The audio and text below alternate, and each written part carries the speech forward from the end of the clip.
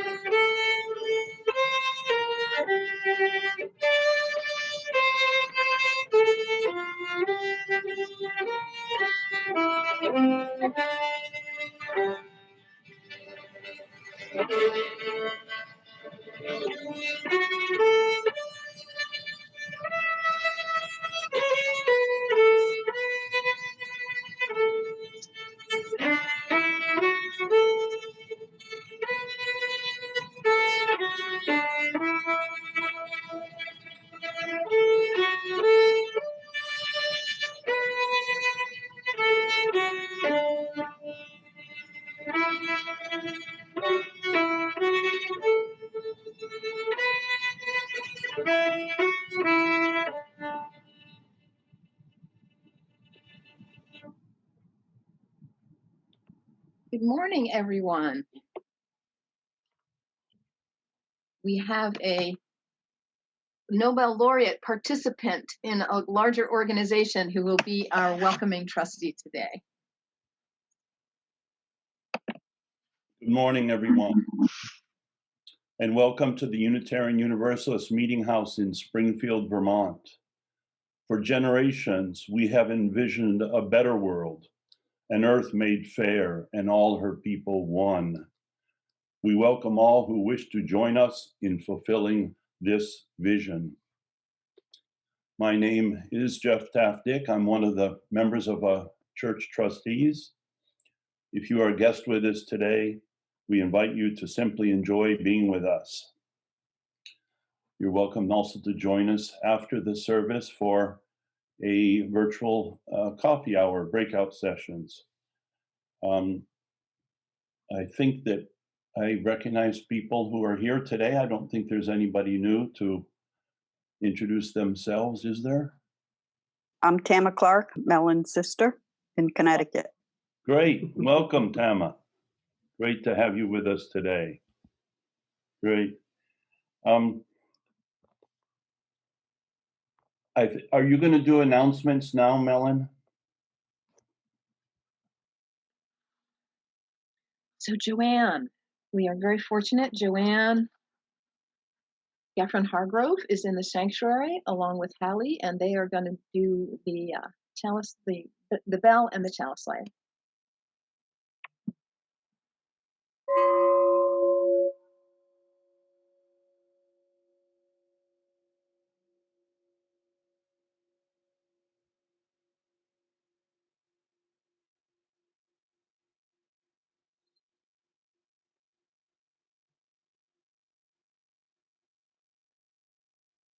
This chalice lighting comes from Chief Crazy Horse. I salute the light within your eyes, where the whole universe dwells. For when you are at that center within you, and I am at that place within me, we shall be one.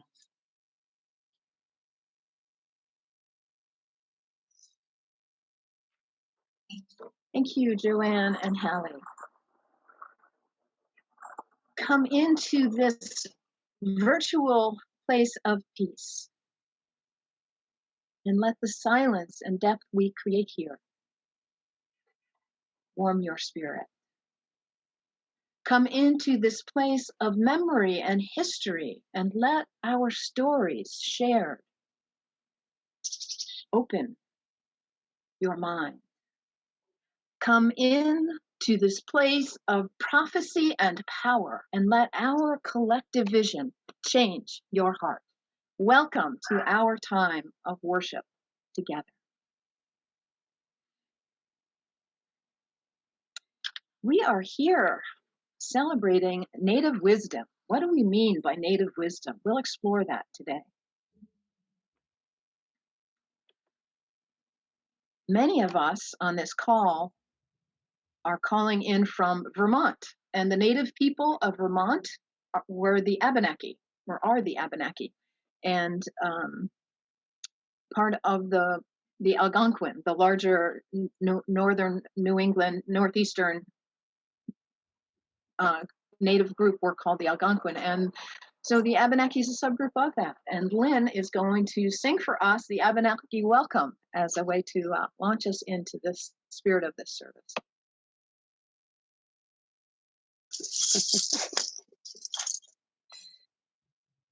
Yo kwano de yo kwanuda yo kwano de yo kwanuda guy wanna hey ask yo hey guy wanna hey ask yo hey guy wanna hey ask yo hey guy wanna hey ask yo hey yo kwano de yo kwanuda yo kwano de yo kwanuda ego egunde kweyowe kweyowe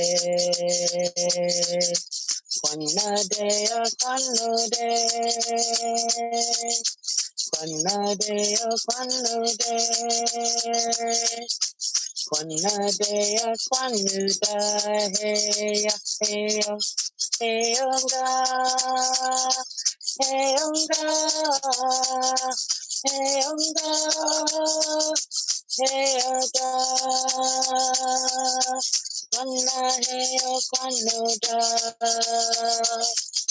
kwana heyo kwanoda kwana heyo kwanoda heyo heyo. Thank you so much, Lynn. So we begin our service by remembering and recognizing we are standing on the sacred land of the Abenaki, those of us here in Vermont. And those of you in other locations, you can remember and invoke the native people of your area. I know my sister, it's the Mohegan people down there in Connecticut, and we'll be talking more about the Mohegan people later in the service. And wherever you're tuning in from, you can, in your heart, say a prayer of gratitude for the native people and the beauty of the land where you live. Well, I had something totally different planned for the kids' story, but given what has transpired in recent days, time to shift the service and recognize a very, very significant event, which is that the World Food Program, as many of you know, Jeff Taft-Dick, a member of our congregation, worked for, about 30 years or so for the World Food Program, and it's a part of the United Nations. And Jeff retired and moved back to Springfield. Jeff's father was actually the minister here, and about 50 years or so ago for the Springfield Church. And the big exciting news is the World Food Program won a Nobel Peace Prize. Whew!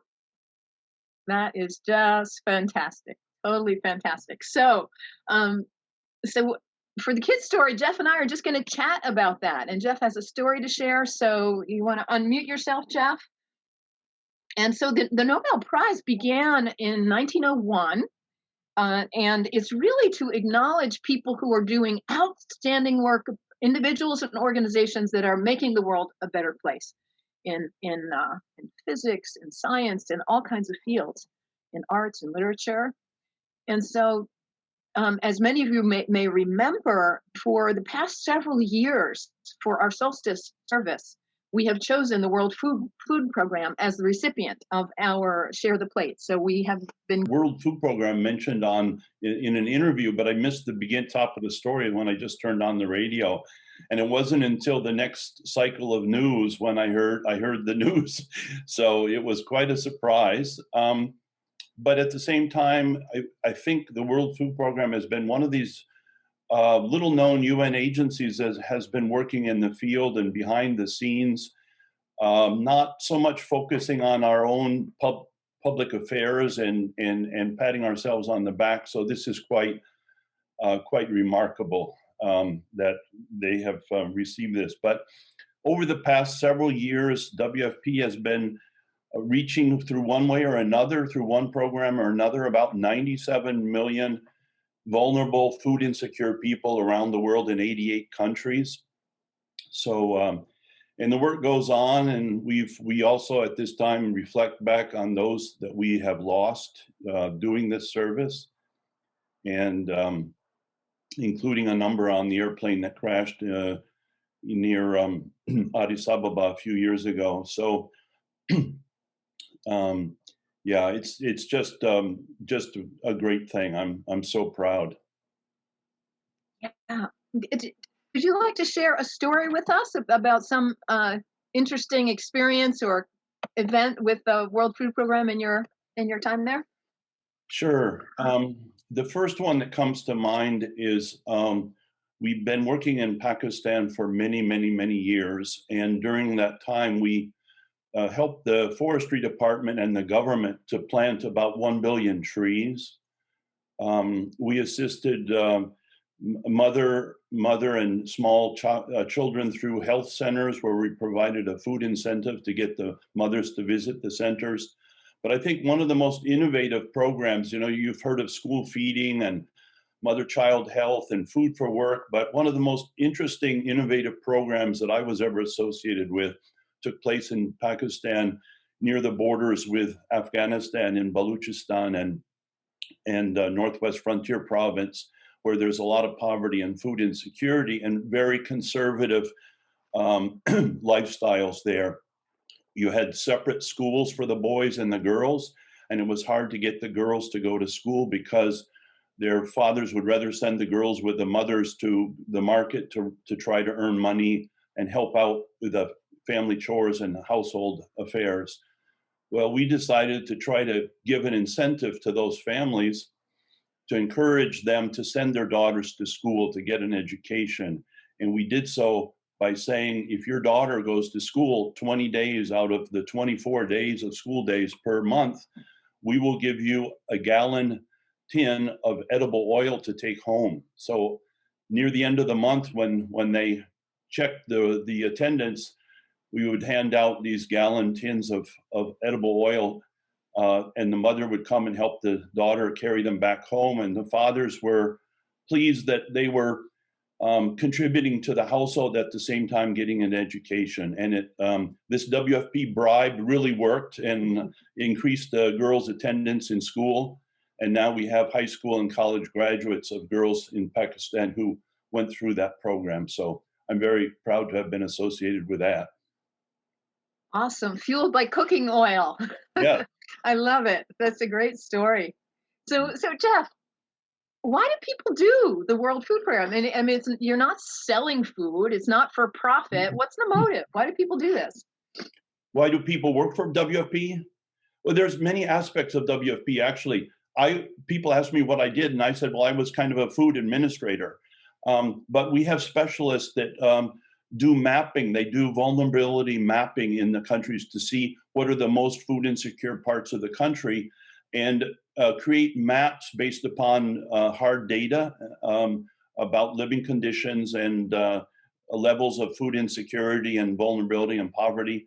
We have other specialists who are logistics specialists who know how to move food from where it's purchased or where it's donated from. I must say the US government is the largest financial supporter of the World Food Program, but so is the EU and many European and countries in Canada and Australia and so forth. And there are other people who specialize in doing surveys in the field and on vulnerability and on child malnutrition, so we can target our assistance better. So there's a lot of I guess motives and a lot of different technical skills, as well as I would say I was more or less a generalist. But I really enjoyed it. We work with the host governments. We work in the rural areas, especially. So, I was very pleased to have worked 31 years with WFP in nine Wow. countries. Yeah. All around Pakistan, Sri Lanka, throughout Africa. Yeah. Yeah. You've seen you and your family have seen the world in this way. Thank you. And what I think part of what I admire so much about what little I know, what you've shared with me over the years about the World Food Program, is the the element of service. You know, it's not for glory. When you and I were talking the other day, you know, the World Food Program isn't, you're not out there, you know, drawing attention to yourself. It's about service. It's about, like you were saying, finding the most vulnerable and giving hope. Woo! Yeah. Thank Wow. you. Can we unmute and just say a Yahoo, sending love, whatever's in your heart, off to Jeff and the World Food Program. So unmute yourself if you want to. And yay, Jeff. Yay, Jeff. Thank you very much. Yay, We are proud of you. Wonderful, wonderful. Yeah. Wonderful. Great. Yeah, Yay. great. Tina? Wonderful.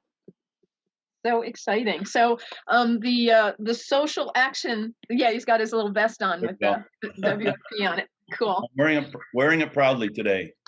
I bet. As well you should be. And so every month we choose an organization to be the recipient of our Share the Plate, where folks are invited to give a donation. And so with the Social Action Circle, which is the committee in the church that decides these things, we've already decided December will be World Food Program. So if you're inspired by what you're hearing, you're welcome to go ahead and send your check early to the World Food Program for and we, you know, what we do is we gather them. You can send it to the church and we gather them, and there's the donation box. And so this month is the Winter Center for Indigenous Traditions. So October, that's our recipient for Share the Plate, and December it will be World Food Program. And you can send your check to the church, and we will bundle them together and send them off to WFP in December. And for this month, we'll send them to the Winter Center for Indigenous Traditions, which is our local Abenaki, one of our local Abenaki education centers. So thank you, Jeff. Thanks you for joining us. Yeah, Melon, just one thing about the contributions. As you said, we have been giving, I think it's now 5 years we've been giving to the office in DC, the liaison office at WFP. But please send your checks in the name of the Unitarian Universalist Church in Springfield, and just put down in the memo line that it's for Share the Plate, whether it's October for the Indigenous group or whether it's WFP. Just indicate that on the check, but make them out to the Unitarian Universalist Church. Thank you. And you're of course welcome to also send your check in support of the congregation itself. So thank you so much. Yay, great. And we have a really special piece of music now, which is called Lone Wild Bird. It's from our hymnal, and the words are in the chat box or will be soon. So you're welcome to sing along. Julane's going to lead us, and when Julane leads us, she's giving us the incentive to sing at home. So you're welcome to sing along. The lone wild bird in lofty flight is still with thee, nor leaves thy sight. And I am thine, I rest in thee. Great Spirit, come and rest in me. The ends of earth are in thy hand. The seas start deep and far off land. And I am thine, I rest in thee. Great Spirit, come and rest in me.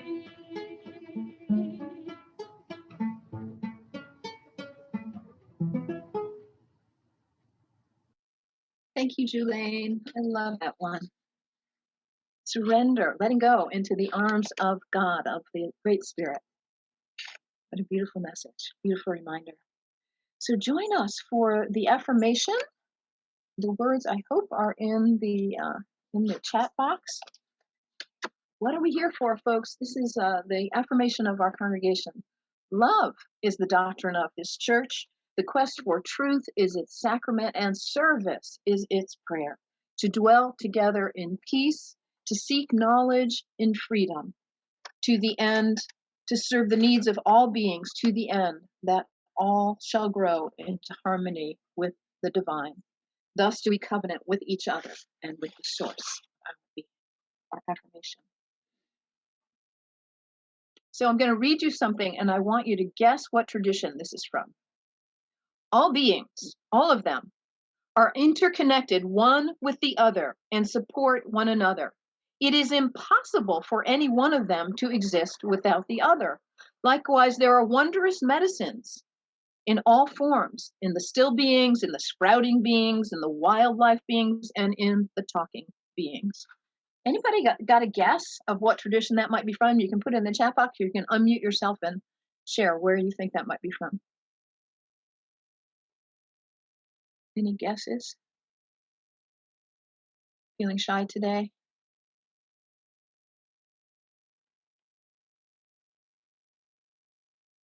No guesses? Come on, folks. Okay. Native American. It really sounds like that, doesn't it? Uh-huh. Yeah. It's from the Jewish tradition. Isn't that wild? It's from the Kabbalah.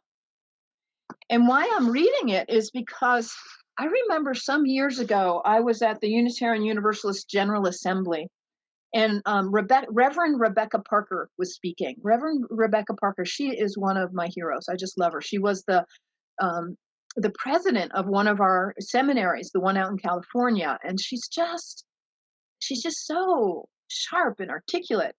And she said this. She said, all religions are native religions.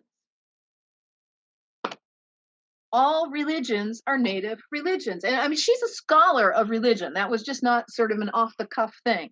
She's ordained both as a Methodist and as a Unitarian Universalist. She's written numerous books. And when she said that, it really entered me. And I've carried it ever since I heard that. And I get it. I think she's right. Every religion sprang up from a location. And native means, it comes from, the root is to be born, the place where one is born, native, and also innate, native, what you have within yourself when you are born. All religions sprung up in a location, and they were all about the connection with the land, with the trees, the animals, the waters, the sun, the air, the wind. And when you read, for example, in the Christian scriptures, Jesus is always giving parables. He's always talking about the desert or the grapes, the vineyards, or the plants around, the mustard seed. There's always these organic images in him. And Buddha, where did he reach enlightenment? Under a tree, the Bodhi tree. And it's in all religions that this connection with the earth, this native sense. And so when we think of native, sometimes we only think of, Native American, but we are all native in that sense.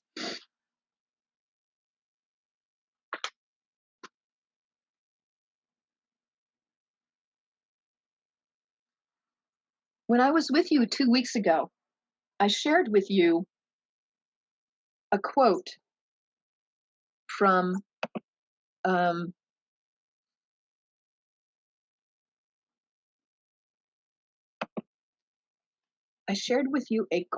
Einstein.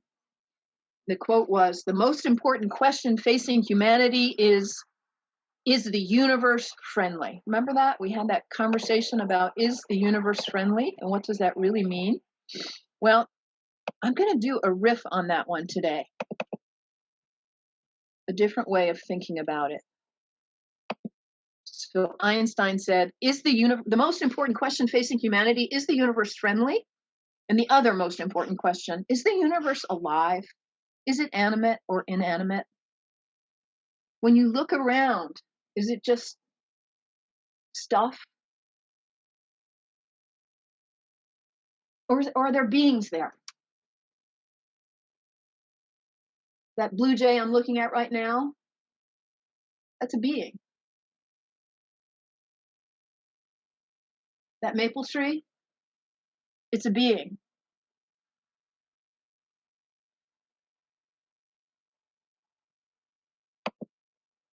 I've come to believe very strongly that one of the biggest problems with our world today, inside of us, is that we've lost our sense of connection, of the livingness of the earth that we stand on. Something went awry in Western culture that we started distancing ourselves and feeling like these things are objects rather than beings. And as we are facing all the challenges around us, the great healing that is necessary will come not through technology, not through the great powers, the governments. The answers will come within each heart. A shift of consciousness. Our consciousness has been skewed in our modern world. And to come back to our native knowing, our native self, that the world is alive, it is animate. And when we go through the world with this sense of being in community with all of these beings, the tree being, the plant being, the bird beings, it's a very different way of experiencing the world.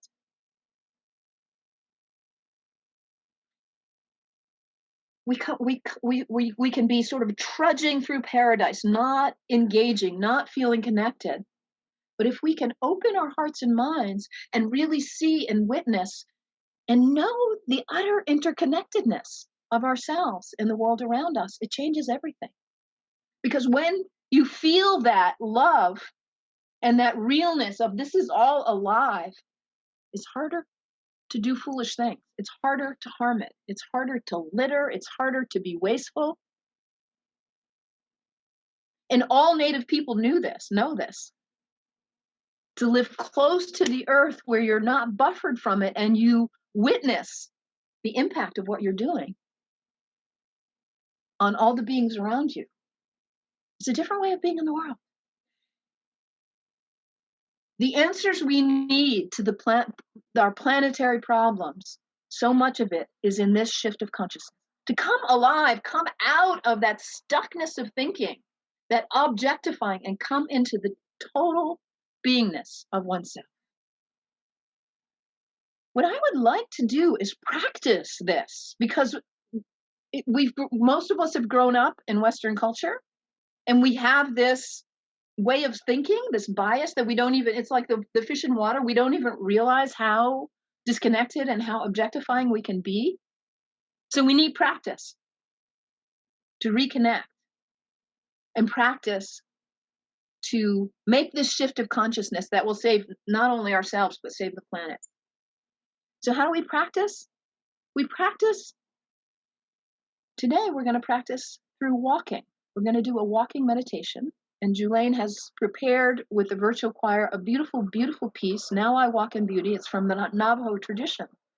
And I want to invite you, we're going to hear that piece for about 2.5 minutes. And when you're ready, you can get up from where you're sitting, if you feel like, and walk with complete awareness. So feel your feet on the ground right now before we even hear that song. Feel yourself connected to the earth. Feel the air coming into your lungs that is feeding you. Feel the sun that is warming and turning the whole planet. Feel the water, which is in the form of your veins. Feel it all. Feel all the beings around you, the fungi underneath the earth, the trees right outside your window or next to you, the plant life. Perhaps there's birds. Feel it all. These are your kin. These are our kin. So I want to invite you to listen to this song, Now I Walk in Beauty, and then walk with complete intention. And if you feel moved, say thank you. Every step, say thank you. Thank you to the ground. Thank you to the air. Thank you to the birds. Thank you to the trees. Thank you to your ancestors.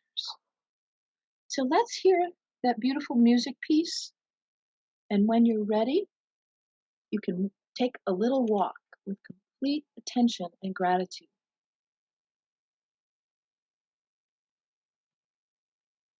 Thank you, Jelaine. A few days ago, I was out walking with my dog, and I saw something that really surprised me. I saw a small flock of bluebirds. And when I got home and looked it up, I saw that, yeah, actually bluebirds are one of the late migrators, and they're on their way down south, but they stopped right over here in the cemetery. And I often find that the animals are bringing me messages because the world is alive, and these are our compatriots in this endeavor of.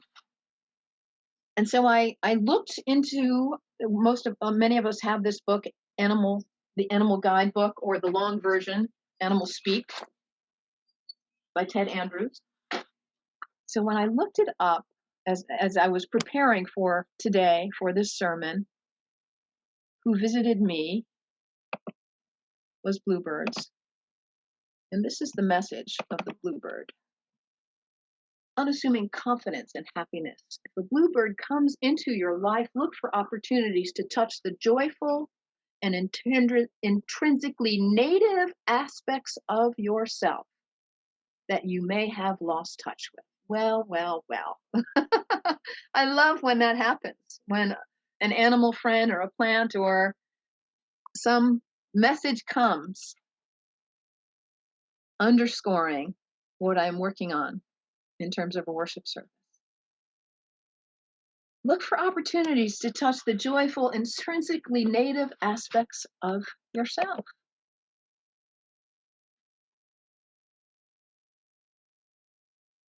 We as human beings are born to be joyful. We are born to be on God's beautiful earth, to sing the praises of this beauty around us, to be kind to each other, to love, to serve, to give. But we forget. we end up spending so much of our time doing not that, but spending our time in anxiety, in worry, in silly tasks that don't actually matter, in consuming stuff, in frivolity. But we're meant to be here to enjoy God's earth, to be in harmony and communion with it all. This is our inherent, this is our native self. So I want to invite you to think back on your week.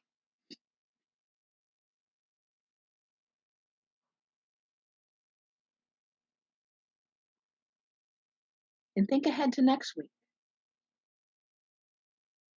Can you give yourself time to do this?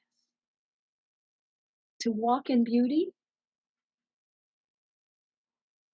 To connect with your native self that knows the utter interconnectedness of all things?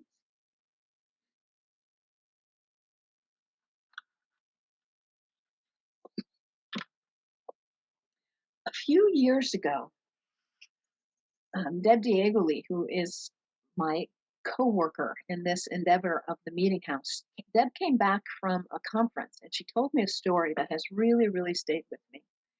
It's from the Anishinaabe people, and they are also known as the Ojibwe people out in the Midwest. But before they were in the Midwest, they actually lived around here. They lived on the northeast coast of the United States, and they made a migration out that way a long time ago, before contact with whites. And in this Anishinaabe tradition, there were prophets. There were 7 prophets, and I won't go through all the prophets, but I want to share with you one of them, which is the seventh prophecy, also called the fire. And the Ojibwe people saw that pale-skinned people would arrive, light-skinned people would arrive. They prophesied that, and they prophesied that there would come a point where the white people would be at a juncture on the path, and they would need to make a decision. Were they going to follow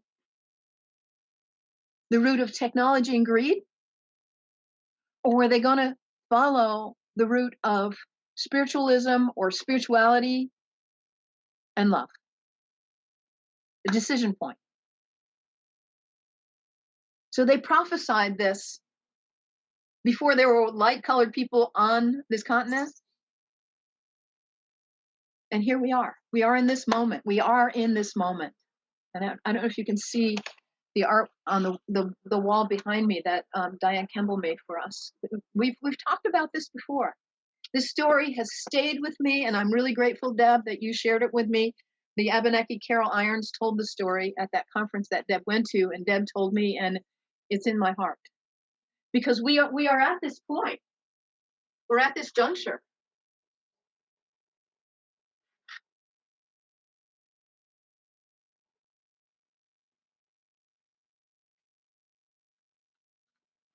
And it's not a one-time decision. It's a decision we make every day and every breath. Which path am I going to follow? Am I going to be sucked up? The right now, that right-hand path that Diane has portrayed as the blue arrow with the kind of confusing lines in it, that's a very powerful stream that is flowing, flowing, flowing, and you will get caught up in it if you do not resist. I mean, they've already started. I saw on the news, I saw that they've started a Black Friday, you know, the holiday sales. They're starting early this year. They started like yesterday or something. It's like this stream of consumerism and greed and all of it. It's flowing so strong. If you do not resist, it will grab you and pull you down its nefarious path. Every time you log onto a computer, you're getting sucked away into nonsense if you don't resist. But there is another way. There is another way. There is another way. The path of spirituality, which means connection, what we were just practicing. That the world is alive. It's beautiful. To live from a place of love. And part of what I love so much about the story that we heard from Jeff about the World Food Program, which path are all those workers on? Are they doing what they're doing, all the World Food Program people? Are they doing it out of greed? No, they are doing it out of love, out of sheer devotion, love. And they're using the technology, like what Jeff said, the strategists who know how to project, how to assess the areas of great need, the logicians who know how to move food fast, using all that technology for love, not to be swept up and be a pawn of the technology, but to use it wisely. So this is not anti-technology. This is what path are you on? Are you on the path of love and using the technology wisely to bring yourself and humanity and all the sentient beings forward into a place of harmony? Because if you're not doing that intentionally, you are being swept off into modern Western culture, which is completely out of balance and insane. So part of what we come here for every Sunday is to remind us of this and to be with other people who support us so that we don't waste our lives on that nonsense. Because your life matters. To be around other people who help us walk the path. of spirituality and love. We need each other. We need each other. And I want to mention wise use of technology in the bluebird story. As I was reading about the bluebirds in Vermont, there are two Audubon Society chapters. One I think is in Rutland, and the other meets in the meeting house in Springfield, Vermont. And Ellen Allman and a bunch of other people are Ellen's a member of our congregation, and she's one of the shakers and movers in the Audubon Society. It's called Ascutney Mountain Audubon Society. Well, a few years ago, they put up bluebird boxes. So that's using a technology, because probably most of you know the story that introduced species made bluebirds almost go extinct. That there was another species, starlings, that were taking over the bluebird houses, and the bluebirds, we almost lost them. They used to be totally common. But technological, wise use of technology for love, people realize we can build bluebird houses so that the bluebirds have a place where they can live, that other birds won't compete with them, and from that, bluebird populations increase. Well, in the state of Vermont, one of the densest places of bluebird life, of when they do the population counts, is around the area that the Ascutney Mountain folks put up those bluebird houses. For all those bluebirds who came flying up from down south, exhausted after all their migration, and they find this beautiful house to move into, all ready for them, thanks to the Ascutney Mountain Audubon chapter and all those people who had the foresight to do that. So this is not anti-technology. It's about using technology to create a better world, not using technology to sweep you away and let you be just a cog in the wheel of all that nonsense.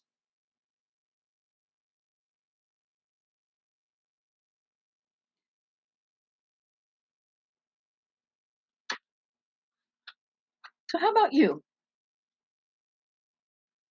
Where are you in this?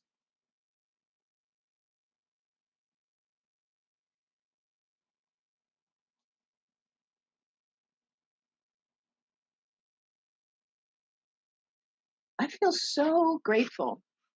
There's a person who entered my life when I was very young. Her name is Gladys Tanaquidgeon. So Deb, if you could, we're going to watch a little 5-minute video about Gladys. So Deb, if you can cue it up. When I was a kid, I met her, and she died at 108 about 10 years ago. And she was a medicine woman from the Mohegan tribe of here we go. Great. Here she is. Making things well. And sometimes that can be at the level of the body and the physical level. If a group is experiencing a flu or a plague or something like that, or an individual needs help. But medicine is also about healing governments. It's about healing societies. It's about healing the earth. It's about healing plants and animals. We don't separate those things. Gladys carried our people from what I would call a very traditional time among the Mohegan Indian tribe to this modern era. And she told me that the only thing that was difficult for her to transition after having seen cars and airplanes and men in space was the internet. She could never understand the internet. She was really chosen at a young age to lead her people. Her name was everybody's grandmother, and that was as a child. So imagine being a child who was already viewed as an elder within your community. Really a person who had a spark from a very young age. Mohegan is a matriarchal society, and women are raised to believe that they're not only equal to men, but certainly capable of doing anything. Gladys was raised by many very strong women who put a lot of confidence in her. She went to the University of Pennsylvania for quite a long time, actually, because she was never really fully matriculating there. She was taking many different courses and doing graduate work and really dabbling in advanced anthropology. And after that, she did a lot of field work in anthropology, meaning that she traveled to many tribes throughout New England, researching their culture and history, recording it. Mohegan federal recognition was something that we worked on as a people from 1978 to 1994. Gladys was active in that project in that she had kept copious records. The thing that they found most impressive in Washington were all the records of everyday occurrences like graduations and weddings, and the many and myriad ways that Mohegan people stayed in touch, maintained their government and society through very difficult times, and Gladys had records of all of that. The idea of getting federal recognition for the Mohegan people was so enormous that it's almost impossible for me to put into words. The best description might be a rebirth. Bright morning stars are... To me, the most interesting item related to Gladys is the belt that was given to her by her teacher, Fidelia Fielding, the last fluent speaker of the Mohegan language. And prior to Fidelia Fielding, it was owned by Martha Uncas. Martha Uncas was born before the American Revolution, and so this belt has only been owned by those three women from 1769 to the 21st century. My favorite Gladys expression has to do with her mission for the museum, and that would have been, of course, a shared mission with her father John and brother Harold. And that was that the reason they wanted this museum was because it's hard to hate someone that you know a lot about. She felt that it was her responsibility to create this museum and outreach to the public so that people understood Native Americans better, and so that our children, when they were in school with other children, people would be more aware of why there were differences between us and bridge those gaps. Thank you, Deb. Thank you. I feel very, very fortunate that I had a brief encounter with Gladys Tanaquidgeon. Tanaquidgeon means fast runner in Mohegan. And so when my dad was a boy, Gladys and Harold were big people. You know, they were in their 30s or so. And my dad was a little guy with his friend, he learned how to build a longhouse on the state lawn of the State House of in Hartford, Connecticut. And he told us stories about the Tanaquidgeons. And I remember one thing I remember is that he said, "How do you know when is it the right time to plant corn?" And Gladys said, "It's when the oak leaf is the size of a mouse's ear." That's native wisdom. What you know from living in the land in relationship to it. And the elders pass down this wisdom so that those who come after can live well, live with respect, live in connection. When I was 10 or so, my dad brought my siblings and me down to visit Gladys and Harold at the museum. You saw that video was at the museum. And it was just such an honor. It's still with me to have met her. And to just walk around that museum and see the artwork, the canoe, all the artifacts, so inspiring. So part of my morning rituals, in the morning I do my prayers and meditation and yoga, and for years and years and years now, I say a prayer of gratitude to Gladys and Harold Tanaquidgeon and to the Mohegan lineage, to the Abenaki people, the Algonquin people of this area, where I had the good fortune to be born and to grow up and to live. So I feel like for whatever reason, I live my life in their footsteps somewhat, remembering who they are, remembering what they brought to us. So I want to invite you to do something radical, to take on a practice of connecting yourself regularly with nature. If you don't have one already, do what we just did. Walk every day in beauty, saying thank you. As you go through your day, say thank you to the air. I would be dead if I didn't have this breath right now. Thank you to the air. Say thank you to the trees. Thank you to the animals. Do this. See if it changes you. We need change. If we keep going the way we're going with the consciousness that we have, Back to Einstein's question, is the world friendly? Is it alive? Yes, it's friendly. Yes, it's alive. When we live this way, we are choosing the path of love, the path of spirituality. So let's practice. How do we get better and better at the path of spirituality? Through practice, through connecting with our elders. For me, Gladys, and so many of the others. Who is it for you? Remember, honor these people who have taught you, who have shown you the way.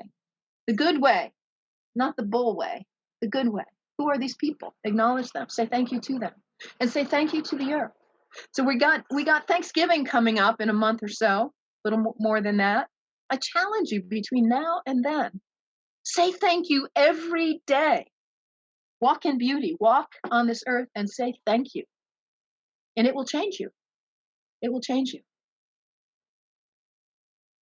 I want to say thank you to Laurel for tuning me into a new pronoun. The pronoun is ki, K-I. And I'll put this in the next weekly message because this is worth reading, and we're kind of out of time. Ki comes from the Ojibwe people. The author Kimmerman was giving an example, like if you were in the kitchen and your grandmother was cooking, you wouldn't say it is cooking. You wouldn't say that. You would say she. She's a living being. You use the pronoun she to acknowledge your grandmother. Well, I'm looking at a blue jay right now. I can call it it. It is sitting on the tree, which objectifies it. So in the Ojibwe language, the word, it's a shorten, it's a long word. So we shortened it to something easier to say, ki. Ki is sitting on the tree. So if you want two challenges, walk in beauty, walk and say in words of gratitude regularly. And if you want a really harder challenge, walk saying, speak the word ki instead of it. To remind you that this world is animate. This world is living. These are not its out there. A tree is not an it, it's a ki. A she, a he, a ki, a living being. So what about you? Einstein says the most important question, is the world friendly? Is it alive? Is it animate? It is. Bring yourself into harmony with the livingness of it, which will put you stronger and stronger every day on the path. Choose life. Choose love. Choose spirituality. Nurture that in yourself through your daily practices. That's how we get there. So here we are in autumn, surrounded by these beautiful trees. Ki is beautiful, and the plural is kin. Ki and kin. Kin are beautiful. So we're going to sing a song now about our tree kin, a song that was written by Hallie's mother, and you all know the tune. So Julane's going to lead us, and the words are in the chat box.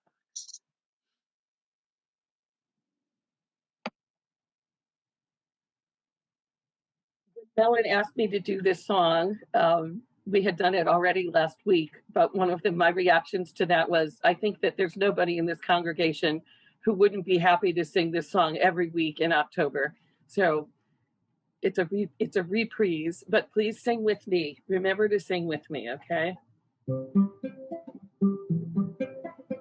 Look at the hillside, look at the mountain,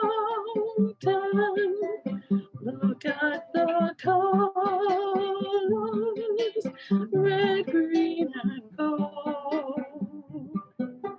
Look at the maples, look at the birches, look at the oak trees, look and behold. Think of the springtime, think of the summer,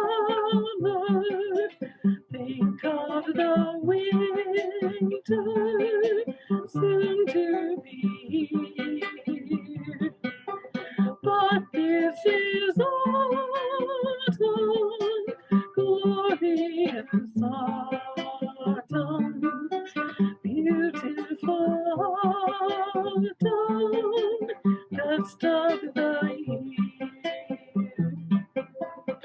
Each tree is special,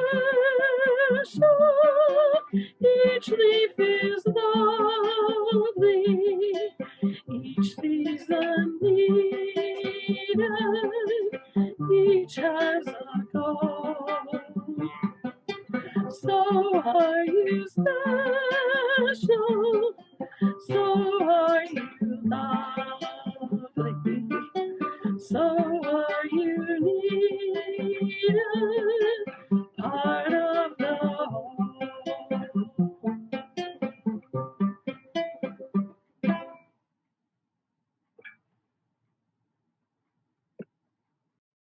Thank you, Julaine.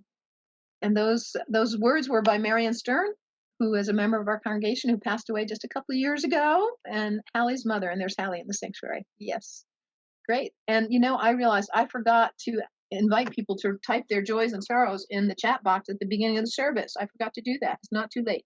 Feel free to go ahead and do that. And let us. We'll do the joys and sorrows as part of the announcement, since I goofed on that one. So Joanne and Hallie are in the sanctuary, and they will extinguish the chalice and do the chime for us.